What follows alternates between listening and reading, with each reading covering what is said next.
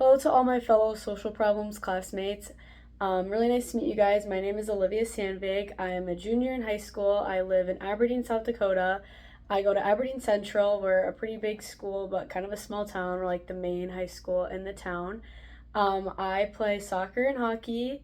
I've been playing both of them like almost my entire life, ever since I was a little kid. But outside of sports, even though it does take up a lot of my time, outside of sports, I love taking out my friends. I love coming out to my lake cabin with my family and being with my cousins. Lots of my family are out here. Outside of doing those things, I love to just take time to myself. I'm a big cleaner. Like in my spare time, I'll just clean, read books. I love time to myself as much as I love being with other people. So I'm really excited to be in this class. I'm really excited to be in this class this semester and work with you guys as classmates. And I'm excited to join this class.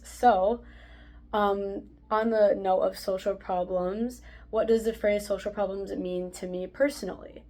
I think the phrase social problems means kind of the understanding of the deeper meaning of a problem and not just like the baseline of an issue, and kind of learning how to understand the causes and factors that go into an issue other than just the one side or the other side.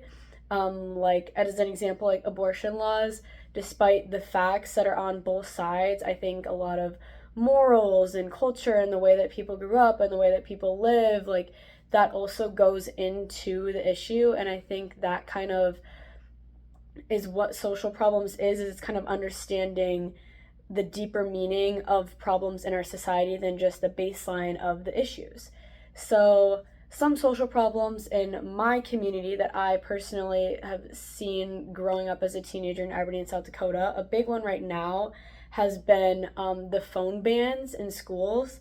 A lot of you maybe not might know, because if you're in college watching this, you probably aren't in high school and getting your phone taken away in all your classes. But there's a new phone ban going on where a lot of schools are making kids put their phones up, like in boxes and up in caddies in classrooms, and like locking them away so kids can't reach them. And on one side of the argument, people think this is a great idea. Phones are such a distraction, like the latent factors that we talked about in this chapter.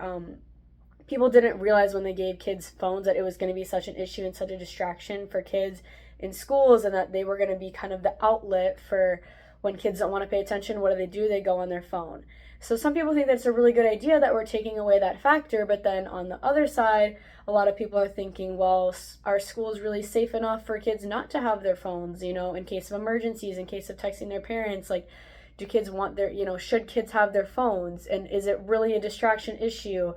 So that's kind of a big one that I've been seeing in my community, has been really, the phone ban. That's the one that a lot of us kids have been talking about. Also, living in such a conservative, Midwest state and town, you hear a lot about like gun control. That's also a social problem that we hear a lot about, and people taking our guns, but, and people being on both sides of that. And also a lot of that has to do with how you grew up and with your morals, and not necessarily just the baseline of the issue, which I think social problems will talk a lot about, is kind of seeing through just the baseline of these issues that are in our society.